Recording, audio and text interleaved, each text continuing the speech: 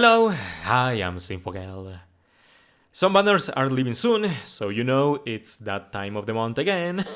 Today we're going to talk about the Pokefair banners introduced in May 2022, which include Singasud Morty and Singasud Giovanni. I should record the Sinnoh Elite 4 alongside these two, but time is of the essence here. These banners are leaving today. Well then, let's get started. To kick things off, we have Singasud Morty and Ho-Oh, a Fire-type Pokefair support. Our boy has a Sunny Day, so this is DNA's attempt at making a Sun Ingo.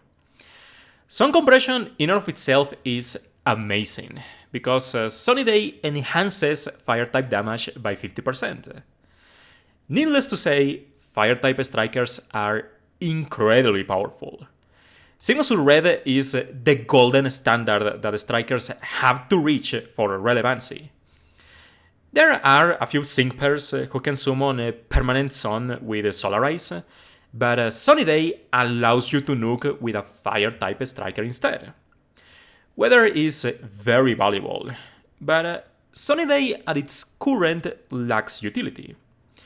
Blaine doesn't have a grid yet, and Tekken Ninetales is an Egmont, so they do little beyond changing the weather. Singasud Erika improves Sun because she tacks DPS along whomever you pair her with.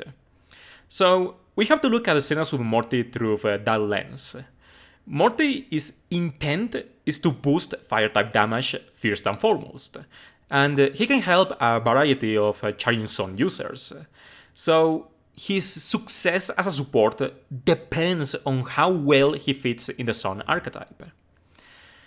Upon Dynamine, Singasud Morty's reception was lukewarm, mostly because of his sluggish buffing kit. Morty's turn move adds gauge acceleration, and it buffs the party's defense, special defense, and speed by +1. But when the weather is sunny, it also buffs +1 crit. It's essentially Singasud Blue's turn move with steady defensive buffs as the cherry on top. Morty also has this passive called Group Afflictory's Advantage 1. When Morty uses Sunny Day for the first time, he grants the equivalent of an AoE Ancient Power proc. The result is an offensive buffing cycle that grants +2 crit, +1 attack, and +1 special attack. Supports are generally more valuable for their offensive buffs. You want to help your striker end a fight as soon as possible. Morty is a defensive support by trade, so is he really more efficient than running Hilbert plus Blaine? You see, this is a sort of happenstance that makes me glad I delay discussion videos nowadays. Seeing Singasud Morty in practice changed my perception of him. Yes, his buffing kit is slow, but it works perfectly well for Sun. Most Sun abusers are self-sufficient. Maxi and Custom Sonya buff fairly fast. Brendan and Singasud Erika maximize their offenses almost immediately. So what Singasud Morty does is top of their stats. On paper, +1 crit sounds underwhelming. But when you consider the vast majority of strikers buff +2 crit at a time, Morty hastens a turn of setup. It's a similar principle to Team Sharp entry. Another one of Singasud Morty's key advantages is his gauge. Morty can continuously accelerate gauge because his turn move has multiple uses, and his gauge gets gradually better the more he buffs speed. But you have to remember that the vast majority of Sun abusers have Speeding Sun somewhere on their kit. Even mundane stuff like Borg and Event Blue. When you put together Morty's speed buffs, plus gauge acceleration, plus Speeding Sun, the gauge overflows to the point where Singasud Morty enables dual strike with ease. And that brings me back to Singasud Morty's defensive utility. Singasud Morty has a potion, and Ho is thick I think the only unit that outbulks Signal Suit Morty is Signal Suit Blue post-Mega. But Morty also has this passive called Team Sunbathe 9. When Morty or Ho take actions on their Sun, Morty heals the party with Regeneration tier health. Morty continuously heals the party regardless of what he does. Morty's recovery rate is absurd. I typically run him with the half ally HP option in 2K Master Mode, and his partners end the fight at max health anyway. Morty can outlast any legendary arena when paired with Solarize. Team Sunbathe is an amazing passive. The mixture of these qualities results in one of the most reliable supports to date. Morty is borderline unkillable, and he does an excellent job of keeping the party healthy.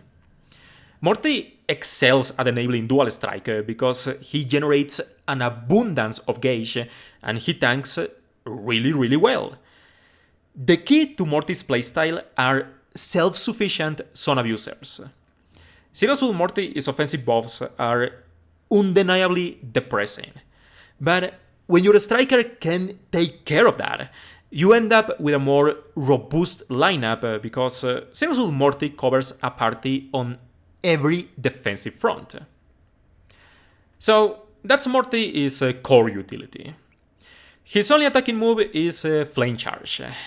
Even under Sun, its damage is abysmal. Flame Charge buffs speed, but Morty's raw speed is nothing to write home about. Morty's excellent gauge stems from his turn move. 2-5 Morty has Flame Charge dashing Team 9, but considering his 1-5 grid has turn move point refresh 3, Morty would rather spam his turn move for buffs and to conserve gauge for his partners. Morty also has to rotate Sunny Day eventually, so Flame Charge is the last thing he should consider clicking. Morty also has innate Sync Damage Guard. It applies Damage Guard next when Morty sinks for the first time. It helps when Morty doesn't have time to use Potion. Perhaps more importantly, Morty's grid has Adrenaline 1 and Team Gimme 5 1. Adrenaline 1 spares you from having to quad queue. Team Gimme 5 1 omnibus the party is core stats by +1 the first time Morty sinks, which effectively replicates Group Afflictory's advantage once again. Signal Suit Morty is a very strong consideration for a 6-star EX. He already favors Dual Strike, so he can enhance heavy DPS modes like Anniversary N plus Leon. However, I have been playing base Morty for a while, and I haven't felt the need to raise his potential. Some abusers have strong nukes, so Signal Suit Morty's teammates are not in a position where they cannot compensate for a 6-star EX support buff. I am not saying 6-star EX Morty is pointless. He has incentives to sync, and he is a chonker. Base Morty is unkillable, so 6-star EX Morty is effectively immortal. Now, as for team compositions, Morty works well as a generally support for sync pairs like Custom Diantha, but he has a hole as a Sunny Day Rider. Morty is best played alongside self-sufficient Sun abusers. He should avoid strikers like Borg or Zinnia because they depend on fast offensive support. In such cases, you probably want Lyra as third. Speaking of, Signal Suit Morty plus Lyra is a fairly popular core. Lyra fills in Signal Suit Morty's buffing gaps. My issue with that core is that Morty generates so much gauge, you end up wasting it. Instead of messing around with Energy Ball, you could have a couple of strikers attack at the same time. Signal Suit Morty plus Lyra works fine, especially with 6-star EX Lyra because she boosts her nuke with Solar Flare 5, but you wouldn't exploit Signal Suit Morty's capabilities to their fullest. A small issue I have with Sinazul Morty is that his base gauge works fine for a single striker, but in order to reach his trademark obscene gauge, he needs a Spinning Sun. 2-5 Morty has a Spinning Sun too, but some abusers like Maxi and Brendan supply that passive, so why spend energy on it? Morty's gauge is phenomenal, but it's not Ingo tier, so don't overestimate it. Oh, and before I forget, Sinazul Morty has an awkward problem with sun duration. It's not an Ingo situation where Sandstorm Recoil actively stalls sand. Morty can Q Sunny Day last on turn 1 and you can reach Solar Flare safely, but Morty procs passives constantly. If you put him in a scenario where other passives proc alongside his own, Sun is likely to wear off before you reach your nuke. That mostly happens with Silver and Leon. Silver can proc Mind Swell 2 and Fast Track 3, while Leon can proc MP Rekindle 2 and he burns enemies. All those extra animations add up.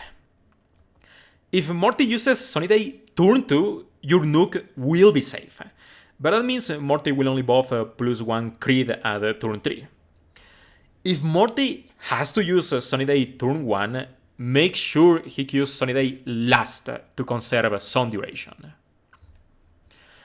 As for Sinazul Morty's lock skill, he has a fair amount of options. Vigilance is the obvious passive, but Morty is so tanky he probably doesn't need it. Morty has Vigilance on his 3-5 grid, so he can potentially run something else. Head Start 1 can help with fast ramping, specifically when paired with Head Start 1 Leon. Anniversary Raihan with Propulsion 9 also appreciates the auxiliary ramping, and Morty can change the weather to boost max flare. But I feel the Sun archetype doesn't have very many consistent ramping options. Morty could also run Adrenaline 1. It allows you to skip Adrenaline 1 on Morty's grid, or you can stack dual Adrenaline to fast ramp post-sync. You can compensate the missing turn with propulsion from Sinazul Erika, for example. So, Sinazul Morty has a notoriously solid 1-5 grid. Flameproof and Unflappable are good immunities. Flinch stops Ho-Oh from casting Sunny Day, but Unflappable blocks flinches. More importantly, 1-5 Morty has Trainer Move Move Point Refresh 3.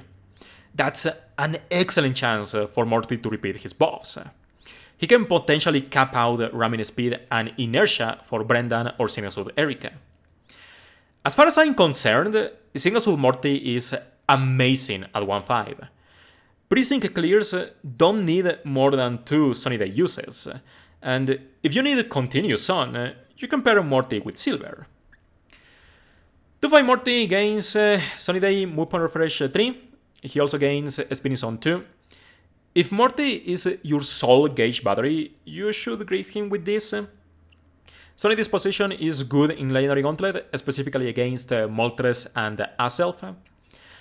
Flame Charge Dashing Team 9 is kind of pointless in lieu of Trainer Move Point Refresh 3, but you can use Flame Charge to top off the party's speed when the Move Point Refresh fails. Then there is some Potion tiles. Master Healer 1 improves Potion's recovery. Friendman 9 clears status, while Franker 9 clears interferences. 3-5 Morty is where you should really consider the 6-star EX. Team Gimme 5-1 and Adrenaline 1 give you an Omnibuff and Sync cooldown when you sync respectively. Vigilance is a good passive, but you can conserve energy by giving Morty the lucky skill. Same idea for Adrenaline 1. If you asked me to choose a lucky skill between Vigilance or Adrenaline 1, I would tell you Head Start 1, but I would probably go for Adrenaline 1 because it gives you more efficient grids. Sunbathe 9 does the same as Team Sunbathe, but it only heals Morty. Then we have a couple passives I really like. Sunny Day, Team Body Bracing Infliction 2 and Mind Bracing Infliction 2. When Morty uses Sunny Day for the first time, he buffs the party's defense and special defense by +2. Those early buffs significantly beef up the party. Morty usually wants to click a Sunny Day turn 1 to stack a crit as soon as possible, so it just fits his playstyle. Lastly, Morty also has Hop is potion efficiency if you fancy that. Boosted potion on top of Team Sunbathe feels overkill, but you do you. 6-star EX Morty wants sinking passives. Terrain Move Point Refresh 3 and Spinning Zone 2 should guarantee your gauge. If Morty has Adrenaline 1 as a lucky skill, you can drop that tile on the grid for some nice defensive buffs. Otherwise, you can drop Terrain Move Point Refresh 3, but I think Morty always wants that to bump defenses and speed. In Legendary Gauntlet, Single Morty plus Silver blanket checks any Legendary Arena, but you probably want the Potion Move Point Refresh 3 to keep your teammates healthy in case they have to eat AoE sure crit attacks. So yeah, Single Morty turned out to be a lot better than I expected. Thanks to the fact some abusers have a relatively good self-sufficiency. Morty just fits the playstyle and he makes it more consistent. Up next, we have Single Giovanni and Nidoking, a ground-type Pokéfair striker. Our boy Gio is the textbook definition of Unga Bunga. Giovanni's most attractive perk is his capacity to delete enemies at his whim. His terrain move maximizes attack, adds sure crit and super effective up next. He has 3 Dynamax options, and his innate Max Double Down 5 boosts the power of his Max Bombs when they are super effective. Compared to the Dynamax strikers before him, Giovanni is super effective multipliers enhance his output to mind-boggling levels. Like, at 1-5, he deletes center mons with proper setup. Giovanni does have awkward problems we need to address, but if ground, poison or steel weak stages are giving you issues, oh boy, you will get a lot of mileage out of Giovanni. He covers 2 of the most starved typings in the game. Giovanni has innate hit gas 5, his moves cost more gauge, but they hit harder than you would expect. Giovanni's ground coverage is backed by Mega Kick. It's an absurdly powerful attack. But Sin, it's a normal type move. You see, Giovanni has his own unique passive called Giovanni's Cunning. It's the combination of ground shift and piercing gaze. This way, Mega Kick becomes ground type and it cannot miss. Under Dynamax, Mega Kick becomes Max Quake. Max Quake buffs the party's special defense by 2 stages. That's some nice defensive utility. It helps against ground weak Shontal, for example. Giovanni's steel coverage is backed by Iron Tail. Giovanni's Cunning also guarantees its accuracy. Iron Tail is fairly powerful and it has a 30% chance to debuff the defense. With Honor Roll 1, you can double the chance. Although Max Steel Spike will probably delete center mons regardless of the presence of debuffs. Max Steel Spike also raises the party's defense by 2, which helps because most Steel Weak stages spam physical moves. Furthermore, Iron Tail Giovanni is his most competitive mode because you can enhance his damage with Steel Zone. Giovanni pairs really well with Palentine's Marnie because she debuffs the defense upon entry. Lastly, Giovanni's poison coverage is backed by Poison Jab. It has a 30% chance to poison the target. It's okay. Poison serves some utility in legendary arenas with status gimmicks, such as Yuxi or Cobalion. But Poison Jab pales in comparison to Giovanni's other moves. In order to fix a Poison Jab, Giovanni needs a full grid for multipliers. Under Dynamax, Poison Jab becomes Max Ooze. Max Ooze buffs the party's special attack by a couple stages. The buffs are useless for Giovanni, but it gives him some interesting play in Dual Strike. A really fun setup I found is Giovanni plus Alistair. Giovanni can bomb before Alistair does to complete his special attack and lift a turn of setup. Giovanni's coverage is solid. Mega Kick and Iron Tail are competent moves. And if you really want to use Giovanni for Poison type DPS, his grid can fix a Poison Jab. More so, an underappreciated aspect of Giovanni is his buffing utility. Giovanni can buff the party's defenses, and he can assist the setup of other strikers should you choose to slot him in Dual Strike. With all that said, now we can talk about Giovanni's issues, namely his rotation. Giovanni usually wants to use his training move immediately to maximize attack, but for 1-5 Giovanni, that's his only avenue to obtain super effective up next. So you have two options. Giovanni can either awkwardly spam unboosted attacks until the right opportunity to apply super effective up next, or you can use Giovanni's training move turn 1, which forces him to use a max move right afterwards.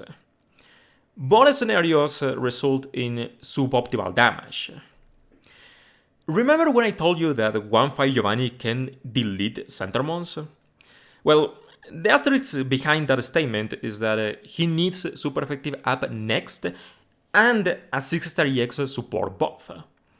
But Giovanni's kit doesn't allow him to rotate super effective up next when it's convenient. So, how do you solve Giovanni's rotation?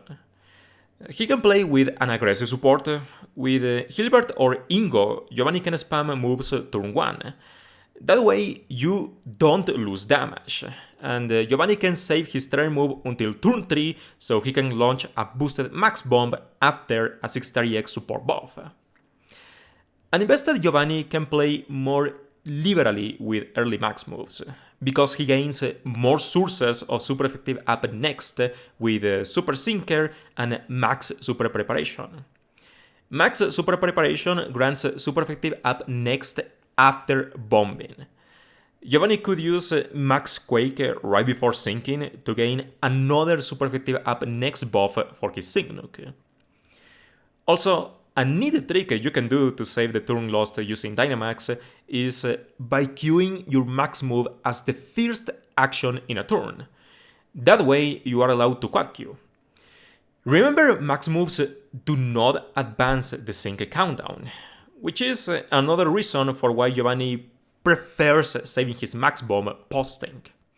Alternatively, you can pair Giovanni with sync accelerators, for example, Headstart 1 Sirasu LSA. She shaves off a turn, so Giovanni can fuck around turn 1, use his turn move turn 2, and bomb turn 3 after a 6-star EX support buff.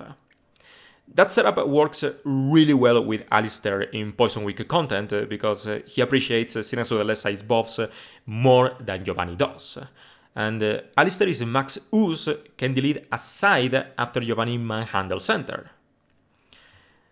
Giovanni's most notable partner is, ironically, Classic Red. Red plays for Sync Acceleration, and he adds super effective up next. So, with his help, Giovanni doesn't have to be as shy about how he spends super effective up next.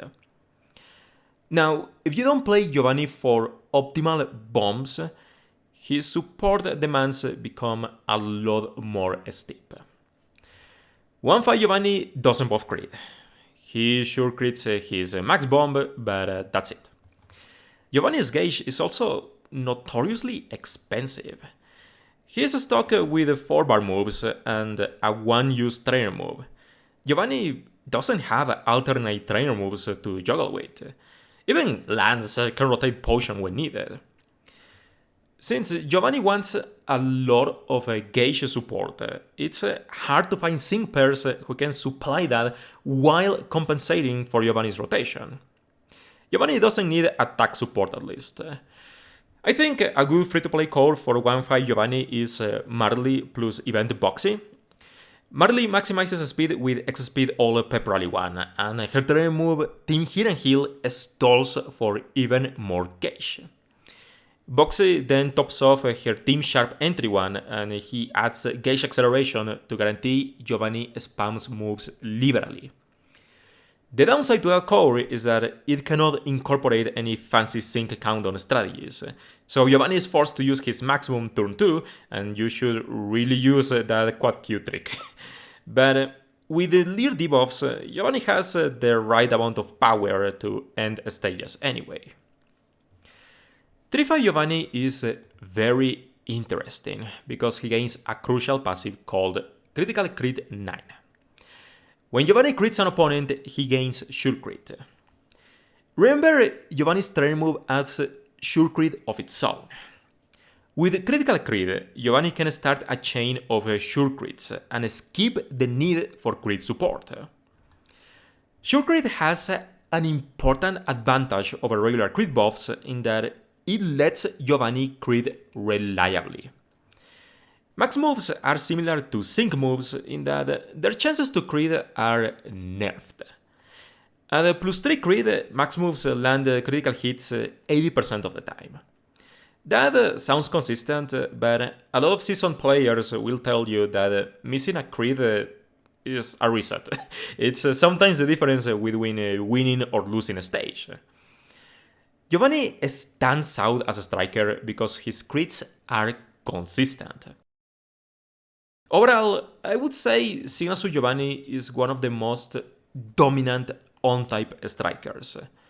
His max bombs are beautiful, but Giovanni is not easy to play. I don't think people have realized how poor Giovanni's gauge is, because most people play him on-type, where he ends stages in 3 actions tops. And let me tell you, off-type Giovanni is nothing we haven't seen before. I am not saying that Giovanni cannot off-type stages like fucking hell, Wolfric can off-type 2K Master Mode. But with Giovanni, it takes some effort, at least relative to the more oppressive Master Fire strikers. What do I mean by that? Off-type, how nukes harder than Giovanni without electric terrain? That's because Giovanni cannot afford all his sinking tiles without sacrificing important utility. Off-type Giovanni is still solid because he is a high DPS striker and his max bombs allow him to catch up in damage. Currently, the only field effect Giovanni can take advantage of is Steel Zone. An on-tail backed up by Enfeeble and a 50% multiplier is very powerful. Even then, Giovanni does have a strong off-type cores, namely Maxi. Together, they activate Ground and Villain Striker theme skills, and Maxi's Hoenn Pride boosts Giovanni's damage. Such a core demands excessive gauge support, but Seals with Morty or Ingo are fair game. My point is that Giovanni is most impressive on-type. But when Ground Zone happens, Giovanni's off-type stonks will rise like crazy. 1-5 Giovanni has a solid grid for what we're accustomed to. It's got Iron Tail and Poison Jab MGRs. Train move point refresh 2 lets you attempt Sure Crit and super effective up next again. Sun Shelter, Headstrong and Antitoxin are cool utility. This is fine, I cannot complain. 2-5 gains some important multipliers. Super Duper Effective 2 goes well with Giovanni because I consider him an on-type striker first and foremost. If Mega Kick couldn't delete side mons, it will with a 20% multiplier. Poison Jab Super Duper Effective 3 also improves that particular matchup, but I must insist, Poison Giovanni should dual strike. Giovanni also gains Double Down 3 for a sync multiplier. You can justify 6-star EX Giovanni with that as long as you time Super Effective Up next correctly. Giovanni also gains Max Super Preparation. When Giovanni uses a max move, he adds Super Effective Up next to deliver another boosted attack. Giovanni also has Soaring Sand 2 and Sands of Time 2 to motivate a Sand mode. You know I am a slut for Ingo. Ingo covers Giovanni's gauge and crit demands, so it works well. Here Giovanni also gains Iron Tail on a roll 1. That's a 60% chance to debuff the target is defense. That's a potent utility in Legendary Gauntlet where you have an isolated target with an inflated HP pool. 35 gains the almighty Critical Crit 9. Giovanni can skip crit support, which eases his team compositions immensely. You could rock him with Skyla no problem. And even if you happen to pair Giovanni with crit support, you want the critical crit for reliable nukes anyway. It's an excellent passive. Giovanni also gains a Haymaker. His turn move maximizes attack, so it's a free multiplier. Super Sinker and Rejuvenate 6 also motivate Giovanni to sink. A free gauge refill is excellent in Legendary Gauntlet, especially with how demanding Giovanni's gauge can be at times. Giovanni's on-type nuke is solid because of Super Effective Up next, but off-type it's depressing. Basically, anyone who beats Songless, Steven and Metagross beats Giovanni too. When Ground Zone drops, Giovanni's off-type nuke can catch up to modern striking standards. Besides that, we've got Poison Jab Furious Brawn. It's a move multiplier derived from how much you buff your attack. Again, it's free in the context of Giovanni's kit. And with this multiplier, Poison Jab can finally become threatening DPS. Lastly, Giovanni also gains max bombing tiles, perhaps overkill on type, but that's Giovanni's stick. So, when greeting Giovanni, you have to ask yourself, do I want critical crit or not? Critical crit is amazing, but Giovanni's tiles are expensive enough as is, so you have to sacrifice a good chunk of energy in order to afford it. I am going to assume you want critical crit, because it's one of Giovanni's strongest selling points. Ground Weak Giovanni can play for his nuke. You can go try move Max Quake and Sync to delete a stage. Use pair Giovanni with some Sync Accelerator to conserve a Max Super Preparation for the nuke. It's a similar idea for Steel Weak Giovanni. Giovanni is off-type nuke, does jack shit, so I suggest bringing a 6-star EX support instead. I don't think Iron Tail on a roll 1 is too great in Champion Stadium. Giovanni one-shots his targets, so he doesn't get to use his debuffs, especially under Steel Zone. Marnie debuffs the enemy field with Enfeeble 2 already. Poison Weak Giovanni plays the same. I don't think he needs the Max U style, but you can grab it if you drop Max Super Preparation. Off-type Giovanni depends on Ingo. He wants the Soaring Sand 2 multiplier, and since Ingo buffs crit, you should drop critical crit. Giovanni has to sacrifice a good chunk of power in order to afford the sure crits. Alternatively, off-type Giovanni can also play under Steel Zone. It's the exact same idea as Santa Raihan. You want Ingo and Palentine's Marnie to boost Giovanni with Sandstorm and Steel Zone. In that mode, it's better to sync with Marnie. The full investment, her nuke just has better value because it will delete something and she can reapply Enfeeble debuffs. So Giovanni should play for pure Iron Tail DPS. I don't think I have seen anyone do that showcase yet, but it will be fun. Giovanni is a great striker. He dominates ground, steel, and poison weak stages, but my gripe with him is his off-type performance, which does matter because it lowers his value as a generalist striker. Giovanni is already difficult to play. If he doesn't one-shot enemies, his gauge hunger becomes problematic. Alright, that should be that for the Pokefair banners. Now I am going to work on the Sinnoh Elite Four and then move on to the June data mine. Well then, thank you for watching, take care, and I hope to see you another time.